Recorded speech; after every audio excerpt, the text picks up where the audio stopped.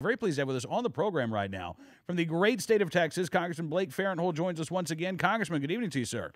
Hey, how are you doing? I'm just trying to keep up with all of the latest in Fast and Furious. I mean, it's been a. Well, listen, before we get into that, if redistricting holds, Bastrop will be in the district that I represent. I can do without the milk speakeasies, but we're going to have to find some Bluebell ice cream speakeasies. There you go. So if the government were to say, I'm sorry, you're not allowed to make your own ice cream anymore, you would speak out against that then? Listen, I'm going to take a stand against a lot of things that the government is saying we can't do. All right. I'm sorry, I digress. No. Hey, you are welcome to talk about whatever you want to talk about. But I've got to ask you here, with the latest in Fast and Furious, your colleague, Representative Issa, was on CNN tonight, and thank you, Anderson Cooper, for actually figuring out that Fast and Furious is a story. But we are now seeing some incredible pushback from the administration, Congressman. I mean, we learned yesterday that Attorney General Eric Holder was getting briefed on Fast and Furious in July of last year, and the response from the administration is, well, the Attorney General doesn't read all of those briefs, and oh yeah, by the way, if Attorney General Eric Holder knew about this, then Darrell Issa knew about this as well. He knew all about Fast and Furious. I don't know which is worse, not reading the material that you're responsible for and the job that the taxpayers pay you for, or trying to cover up a mistake. I'm going with cover-up being worse, and cover-up is the only thing that I can say about what's happening right now in Fast and Furious. And if this administration can't learn from the mistakes of past administrations, the cover-up is always worse than what was done. Okay, well, maybe not in this case because somebody lost their lives. But come on, the American people have a right to know what their government is doing. Absolutely. And, really from the get-go, what we have seen from this administration is not transparency. It's not openness. We've talked before about the documents that the House Oversight and Government Reform Committee is getting from the Department of Justice. A lot of these are, entirely redacted. They're just blacked out, just black pieces of paper in essence, with no usable information. I know that Representative Issa, Senator Grassley have said that most of the knowledge that you all are getting about Fast and Furious coming from your congressional investigators who are doing third-party interviews. The administration is not forthcoming at all, and now again, publicly, they're trying to spin the entire investigation into Fast and Furious as a partisan witch hunt, and at the same time, continue to, on one hand, say that they didn't do anything wrong, and I guess now the latest excuse is, well, if we did do anything wrong, well, so did the Bush administration. When is blame Bush going to be over with? I mean, you've got Obama 3.5 years now in office, and the fallback answer is blame Bush? Really? Yeah, I can't figure it out. This is, I've said all along, this is either gross incompetence or a political agenda. We throw a cover-up in, and it gets worse every day. Congressman, do you believe that Attorney General Eric Holder was lying when he told Congress that he knew about Fast and Furious just a few weeks earlier? He first learned about Fast and Furious earlier this year?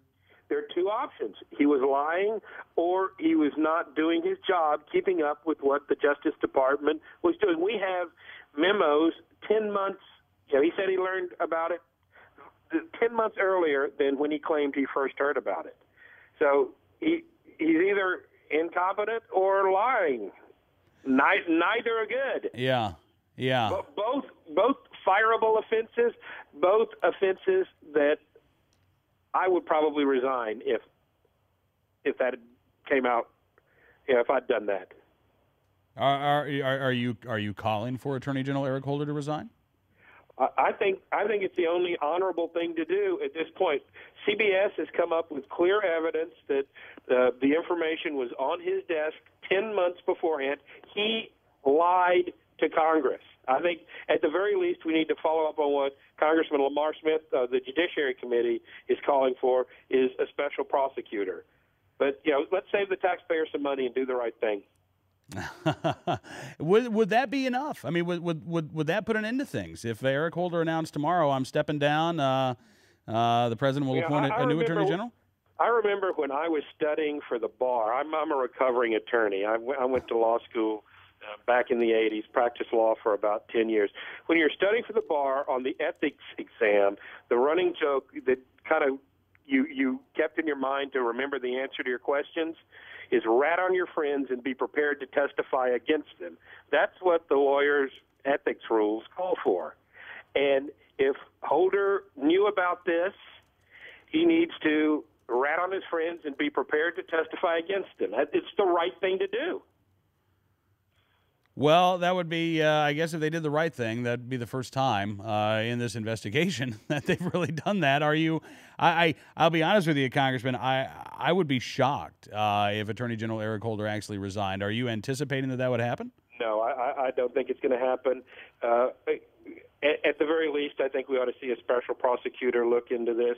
The Justice Department can look into their leader. You need an outside special prosecutor to look at it, and if they don't appoint a special prosecutor, we're going to, and even if they do, I think we're going to continue our investigation on the congressional level. We've got a situation where either out of a political agenda or, and I'll go so far as to say gross negligence on the part of the Justice Department, Brian Terry lost his life, and thousands of guns walked into Mexico in violation of their laws. And Mexico, our neighbor, and a friendly country. Yeah, and it's, and I guess the administration still hasn't said anything at all to anybody in Mexico about Fast and Furious. They haven't really talked to the Terry family. It seems like this administration, again, it's more interested in demonizing the people who are investigating Fast and Furious than it is in getting to the bottom and explaining themselves. Listen, I as a representative of the United States government, I'm embarrassed about what this government has done on that. And as a watchdog on the Government Oversight and Reform Committee, I'm going to continue to pursue it.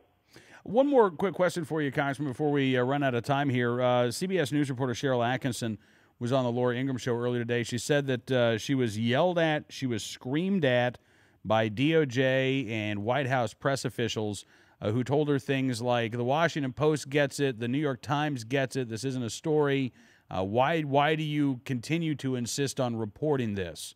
What's your reaction to the allegations that these press officials, these Obama administration officials, are now screaming at reporters who are daring to investigate Fast and Furious? Welcome to life as a Republican, where the press doesn't automatically believe everything you say. Have you been screamed at by any Obama administration officials yet? I have not been screamed at by any Obama administration officials, but I have been, it's part of the job. Not everybody's going to agree with you, but there's a difference between getting screamed at and telling the truth. I mean, you've got to be there and do the right thing regardless of who's screaming at you. Absolutely right. And, I'm glad that Cheryl Atkinson is doing that. I wish that other members of the media would follow suit. And in the meantime, I'm glad that we've got folks like you in the House Oversight and Government Reform Committee who continue to press this issue. Any idea, Congressman, when the next hearings may be held? I have not gotten anything on my calendar yet.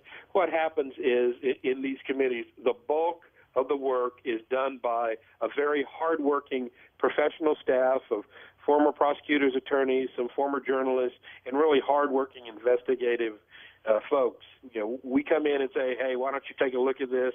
They do the work in the trenches, and when the information comes up and the witnesses are found that we need to talk to, they pass it up the chain of command, and we have a hearing. All right. Well, I can't speak highly enough about the staff of the Government Oversight and Reform Committee.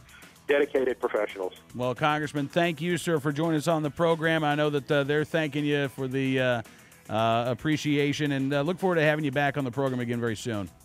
Thank you. Thank you so much, sir. Congressman Blake Farenthold joining us from the Lone Star State tonight.